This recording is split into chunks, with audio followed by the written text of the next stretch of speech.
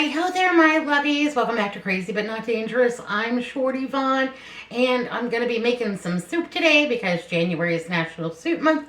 Yay, hooray, yippee skippy. When I go to lunch with my girlfriends and we go over to the Cheesecake Factory, I like to get this artichoke mushroom soup.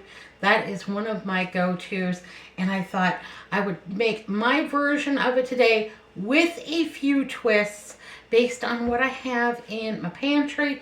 And also I want to make it budget friendly for me based on things that I have in my pantry, because I don't want to go over to the Albertsons or make another Walmart delivery and spend 20, 30, 40, $50. I already went over budget. So these are all things that I had in my pantry and in my refrigerator. I'm breaking things already. So I'm just going to it. And you could add or subtract from this soup to make it your own. This is just a jumping off point.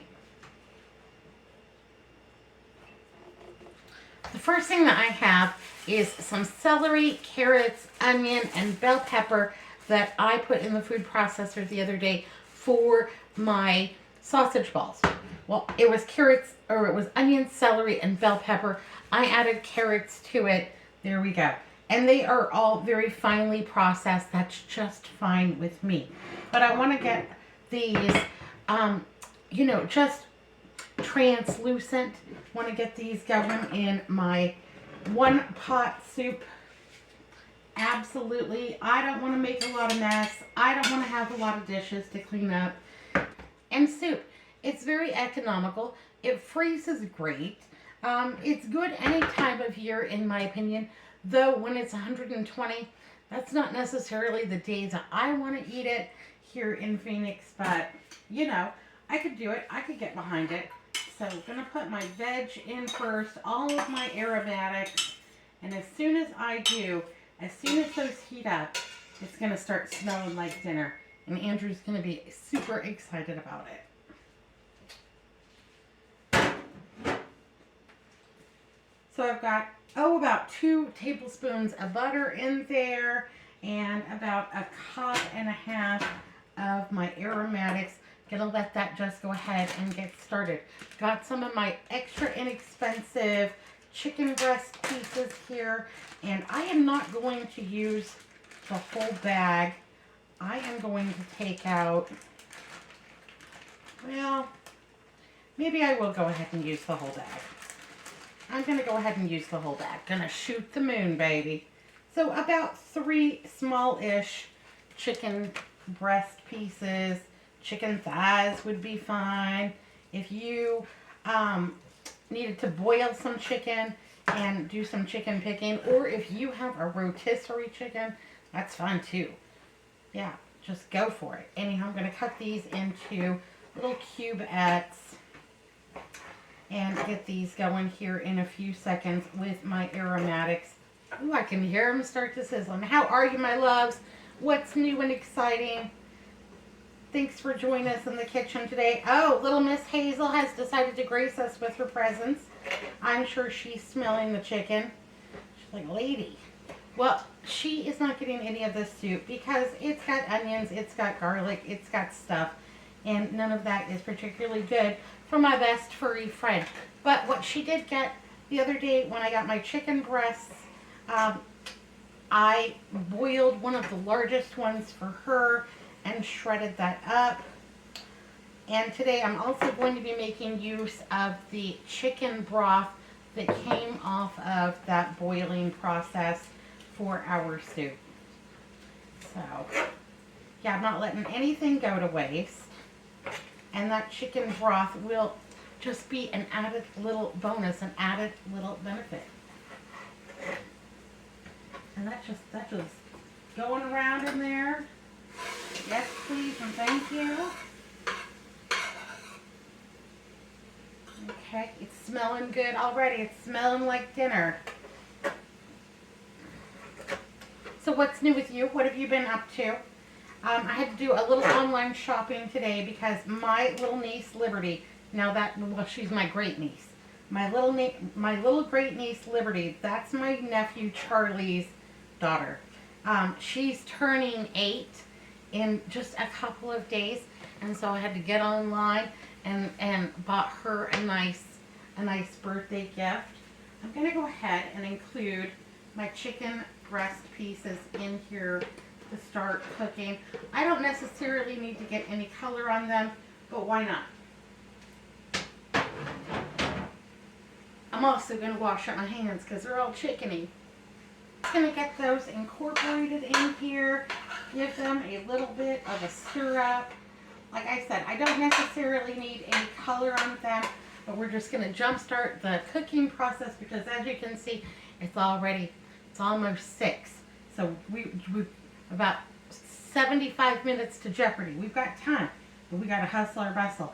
I have about 2 tablespoons of all-purpose flour. That's going to help thicken our soup. So I'm going to go ahead and add that right on in there with my chicken, with my aromatics, with that butter, and just make myself a little bit of a roux. It's going to be fun. It's going to be delicious. I'm super excited about it. So, yeah, so what did I get Liberty? Well, I bought her a watch because I really wanted her to learn to tell time and thought that this would help her out a little bit. I got her the cutest little dress. And for me, buying dresses for little girls is much easier than, you know, buying something else. Because I know in our family, how tall you are from the hip to the ankle, it varies. But a dress, well, you know, if it's a little long, you'll grow into it. If it's a little short, you know, put some leggings on underneath of it. She'll be fine. She'll love it. And, yeah, I like to, you know, buy something fun, something with purpose, and then also something, you know, practical like a piece of clothing. That saves her parents from, you know, so many wardrobe changes. Hopefully. Fingers crossed. All right.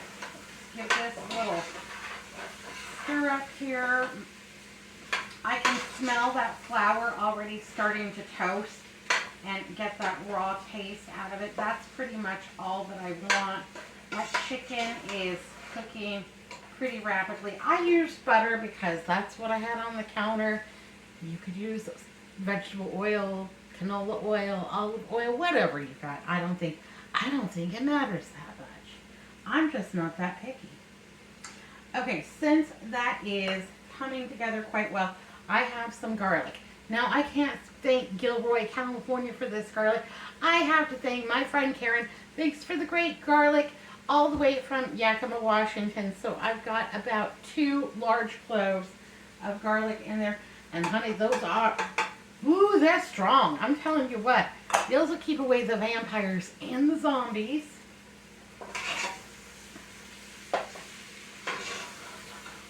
And I don't want those to burn, so I'm adding those kind of like in the last little bit here.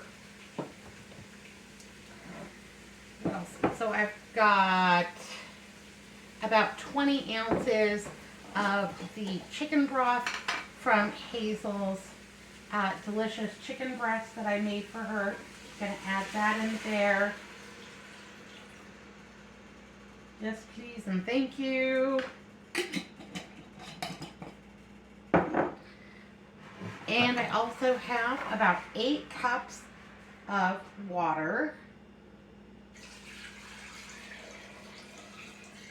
Ha! I did it without spilling. That's a Christmas miracle. Yippee sippy.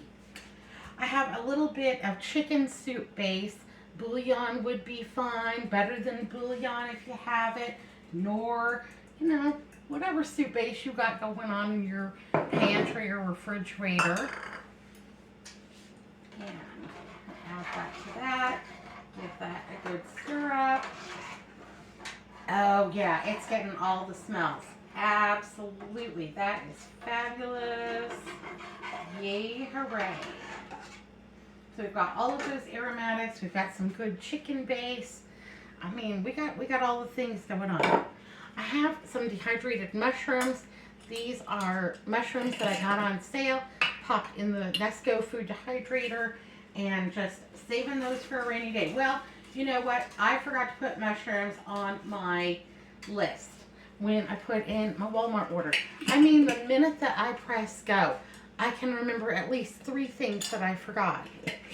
And then I'm like, well, we're going to have to make do because I'm not putting in another order because, you know, I've already blown the budget. So, those will rehydrate beautifully. It's a great way to use dehydrated vegetables in a soup. Not only added flavor and nutrition, but, you know, you dehydrated them. You don't just have to save them for the apocalypse. You can use them now. It'll be okay. To this, I want to add some Italian seasoning. And, you know, however much you want to add. I'm making a mess. We got soap, though. I'm not worried. So I did some online shopping today. That was super fun. I have red chili flakes, and I'm going to add a few. And Andrew will be super excited about that because he thinks that everything is better with red chili flakes. It's debatable. I'll let him have it this time. And what else? I have 1 can of evaporated milk. I'm using this instead of half and half because half and half was not in the budget. But evaporated milk is, I think I paid about $1.39 for this. It's a 14-ounce can. The recipe calls for a 16-ounce can, but due to shrinkflation, I only have 14 ounces. But I'm not going to worry about it because we're adding plenty of really great flavors in here, and that is going to make this rich and creamy. So how they make evaporated milk? Well, it's pretty much just like it sounds. You take milk and then you just reduce it by about half, and then you have evaporated milk. So it is thicker and richer than the milk that I have in the refrigerator. So it is, in my opinion, an excellent substitute for half and half or heavy cream. Now it won't whip. I've never been successful at having it whip into like a whipped cream, but good for a lot of other purposes. It's also shelf stable for about 5 years, so I think it's a nice thing to have on hand, a nice stock up item just in case, you know, yeah, you want to have something on hand just in case there's a milk shortage. Now, believe it or not, the other day I could not get milk at my Albertsons, and nor could I get eggs. And, you know, we're in 2025. I'm not sure what happened, but whatever it was not good, and I could not get those 2 things. I did find them available at another store, but, you know, shortages, we just have them sometimes. I have the remainder of my jar of pesto, and I want to use that in this soup to give it a great flavor. So I've got 2, 3, about 4 teaspoons of the pesto. Clean off my teaspoon in there, making sure that I get every delicious drop. Still have some. Not sure what I'm going to do with it. Probably about 3 or 4 teaspoons left in this. So we have made a lot of good meals. Maybe I will make like a pesto Alfredo for something with the remainder of that.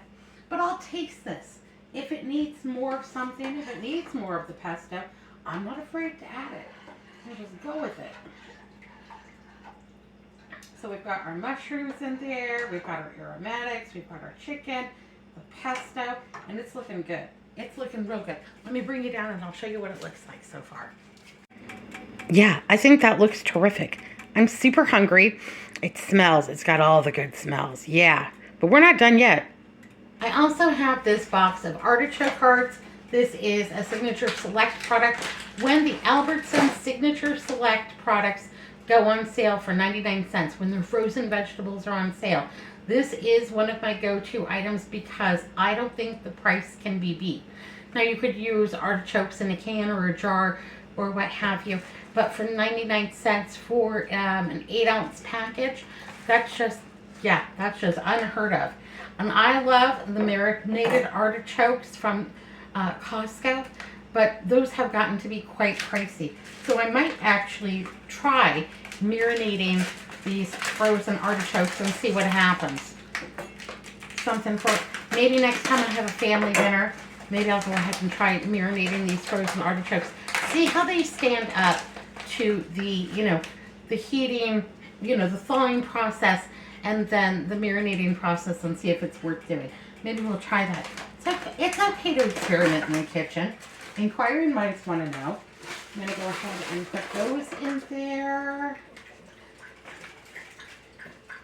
So what are we into? We are into this recipe, about $1.39 for evaporated milk, 99 cents for some artichoke hearts, probably about $1 worth of mushrooms.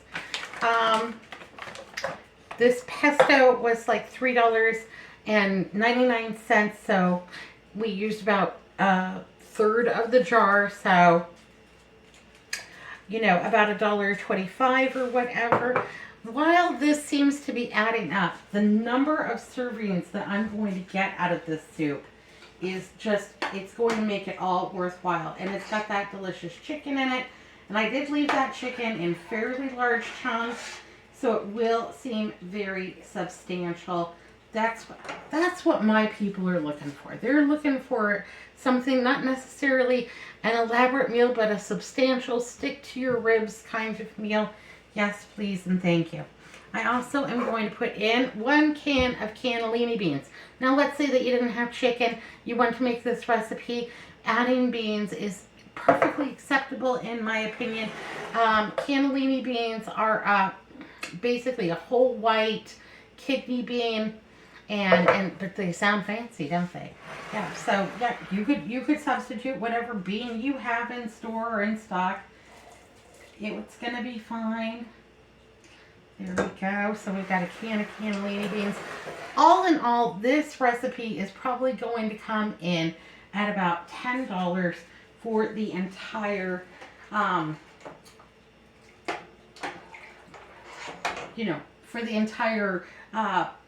for all the soup. But I'm easily saying that there are at least 10 portions worth of soup in here. So yeah, and it's going to be flavorful and delicious.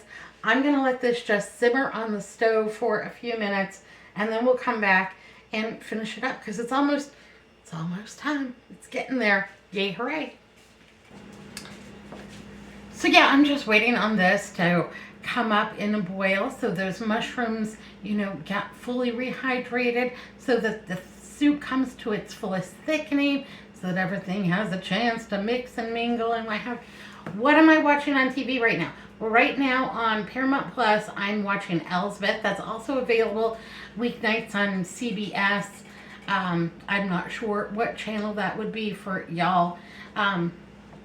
But yeah, Elsbeth. It's a spin-off from The Good Wife. Elsbeth on The Good Wife was like a lawyer's lawyer if you got in trouble. She defended the governor. She defended Juliana Margulies. I can't remember what her character was. Anyhow, and Elsbeth suffers from attention deficit disorder. Her mind works in a mysterious kind of way. The show is pretty hysterical and also solves a good mystery. It's not too gory or, in my opinion, too triggery. So I can highly recommend Elsbeth. I'm also reading Shut Up, You're Fine, Poems for Very, Very Bad Children by Andrew Hudgens and Barry Moser, and there are drawings in here too. This jumped out at me when I was at the bookstore a while back because Shut Up, You're Fine is something that my mother said all the time. My mother wasn't one for coddling a sick child.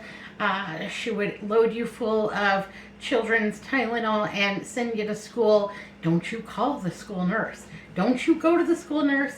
If we have to come to school and get you, you're in big trouble. She had too many kids.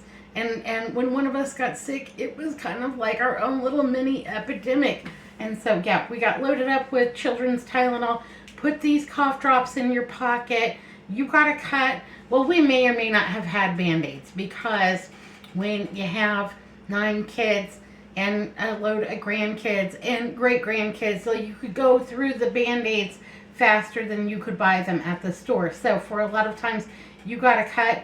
My dad would look at me, you'll be all right.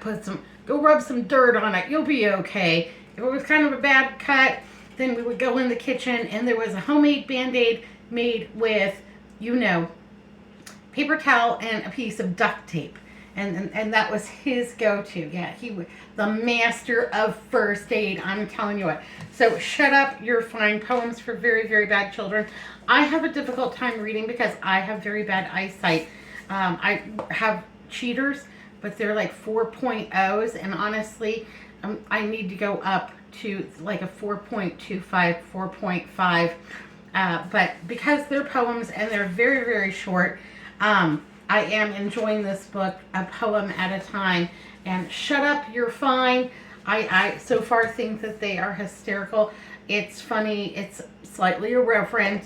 And the children just really aren't that naughty. But it's making me laugh. And right now, that's what we all need, is a good laugh. Yeah, you need some. Oh, I watch the news. And after the news, then I have to go pray for a while. And then when I get done with that, then I need a little bit of a laugh. And so I just, yeah, I'm enjoying these funny poems about very, very bad children. My mom could have written the book, Shut Up, You're Fine. And when I saw it on the shelf, I zeroed into it.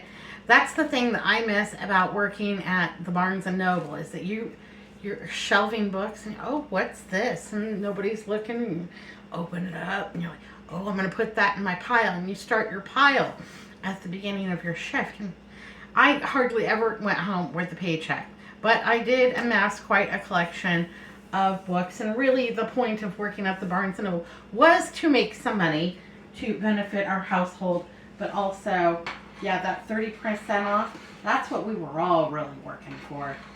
And anyhow, a little funny story about working at Barnes & Noble. So I worked at Barnes & Noble from basically 2001 to 2011. I also worked at Borders during that same time because for the most part, their booksellers were part-time.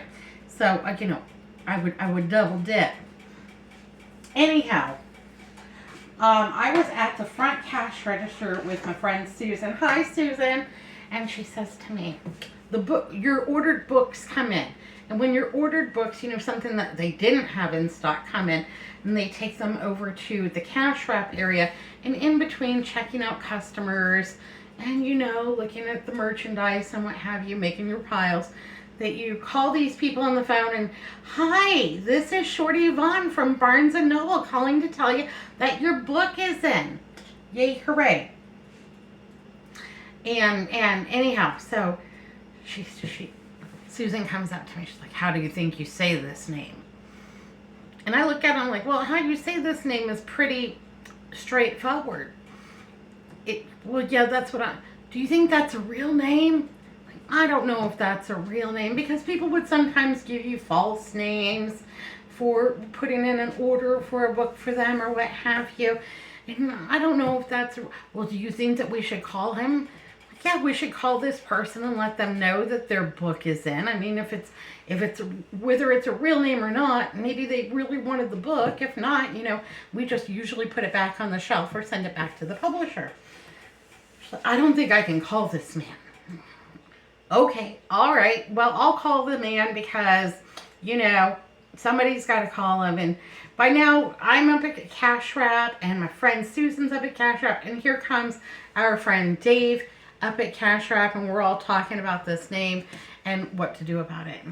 Just give it to me. Just give it to me. I'm not embarrassed to do it. I'm never really embarrassed about much of anything, thank goodness. So I get the phone and I dial the number and ring, ring, ring. It's the answer machine. Hi, this message is for Dick Nibble. This is Shorty Vaughn from Barnes & Noble calling to let you know that your book has arrived. We'll have it at the cash wrap for you for the next 10 days. And Susan and Dave are just rolling around on the floor as soon as I say Dick Nibble. Well, I don't know if this is somebody's real name or not.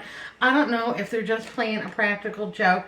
I don't know if they're going to listen to this message and they're going to be rolling on the floor. But I mustered up as much professionalism as I could to leave this message. So Dick Nibble, I hope that you got your book. I wasn't the person that checked you out, but I did go up to Cash Wrap every day and to see if it was still up there, because you put the books in alphabetical order of the recipient's name.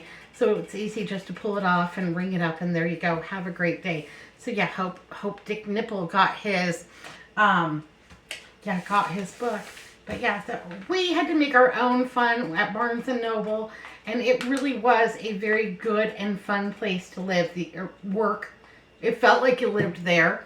The hours were long and part-time, and I would love to go back, but honestly, I can't carry 50-pound stacks of books anymore. And back then, it was a challenge to even reach the top shelf. They always thought it was funny to hide my step stools from me. And like I said, you had to make your own fun when you worked at the Barnes and Noble. So that's just a little something there. This soup has started boiling, and that's awesome. And it smells amazing. I can hardly wait. What does an artichoke taste like? An artichoke is kind of nutty and delicious. I buy them jarred, canned, or frozen because I am not, they're hard to process, in my opinion, fresh. So I do pay for the convenience of that. I'm going to go ahead and turn this down. Because I have the beans in there, I don't want the beans to fall to the bottom and then get stuck and then scorch. And that does sometimes happen to me when I am using a canned bean. So go ahead and get that down. Oh, it's got all the smells. I have Happy Belly grated Parmesan Romano cheese, shaky cheese. This is the brand from Amazon, and this is about the cheapest shaky cheese that I can find. It is not usually my preference, but it is going to be fantastic in this soup. And this is also going to be my salty element, because these shaky cheeses are usually very salty. Now, if you are like my sister who has takeout pizza all the time, and you have 1,000,001 of those little shaky cheese Parmesan packages, now is a good time to go ahead and maybe get some of those out and go through it. I'm going to add about 1/3 cup of the shaky cheese in there. And that will make it cheesy, that will make it salty, it will have all the things. I have a package of potato gnocchi. What is gnocchi? Gnocchi is a potato kind of pasta dumpling kind of a thing. These are shelf stable. They also have some fresh ones in the fresh pasta area. I like the shelf stable ones. I think that they're fine. I think that they're good. And so I am going to be adding about half of the package of this potato gnocchi. I could add the whole package, but then I'm more concerned that this will eat like a stew than a soup. We might kind of already be there anyhow, but you know, however much you want to add. This was $1.99 over at my Albertsons, and so I think I'm going to use about half of this today, save the other half for another day.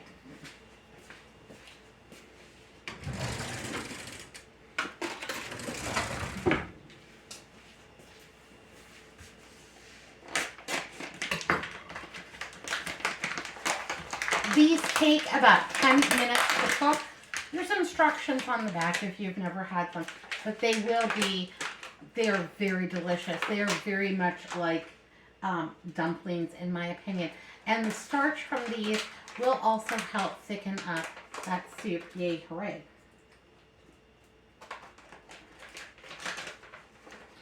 And I'll just put these in a Ziploc bag. And once I've opened them, I will go ahead probably and put these in the refrigerator just for safekeeping. I don't necessarily think anything would happen to them, but I bought them, spent my money on it, and I want to use them. I don't want them to go wonky. So there we go. We've got our cheese in. We've got about half a package of the gnocchi, and then I have some frozen peas. And honestly, I love peas. It's a great burst of color in here. Adds a little bit of extra freshness. Now, if you didn't think you were getting enough nutrition, you could add some of the green powder. Green powder is great to add to a soup for that little extra burst of nutrition. Yippee skippy. But there we go. Okay, and this is quite thick. and very chunky. It is very substantial. So this is going to be super yummy. I can hardly wait. The smells. It's got all the smells and I'm starving to death. All right, so I'm going to let this just go ahead and simmer. The chicken is cooked through. I can see that. I want those gnocchis to absorb the liquid and get all puffed up. We've got everything going in there. It doesn't need anything else from me. I'm going to let it do what it does. We'll come back and, dish it out. And I think Andrew is going to want some of this Parmesan Romano shaky cheese on top of his. So I will leave that out as our little bit of garnish. And yeah, I'm excited. I'm excited about dinner. Yay, hooray. 7 o'clock. Time to dish this up. Get this show on the road. Yay, hooray. All right. So here we go. And I'm going to amend my 10 serving estimation and say that this is probably much more like 12 servings, 12 large servings. So there we go. Nice bunch of broth, big bunch of those hearty vegetables, those pillowy gnocchis, all of those things. Yes, please, and thank you. I'm going to top it with a little shaky cheese. Could you use a better cheese? Absolutely. You could absolutely use a better cheese. Nobody's going to complain about it at all. This is what we had in backup in the closet because I also forgot to buy the better Parmesan this week. But that's okay. Not worried about it. Okay, I think that looks delicious. It's hearty. It's got all the things in it. It has all of the really great smells. I'm going to grab a spoon, give it a little taste test.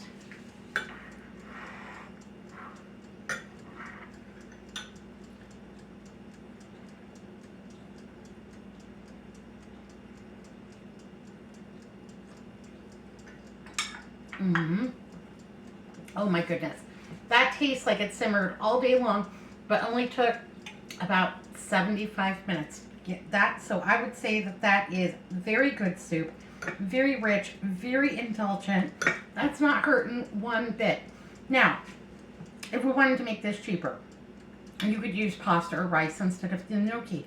If you didn't have pesto, I would just go ahead and add a little bit more basil, maybe a little bit more of the shaky cheese to it. You would get a similar experience. Don't like mushrooms? Don't add them. Don't care for artichokes?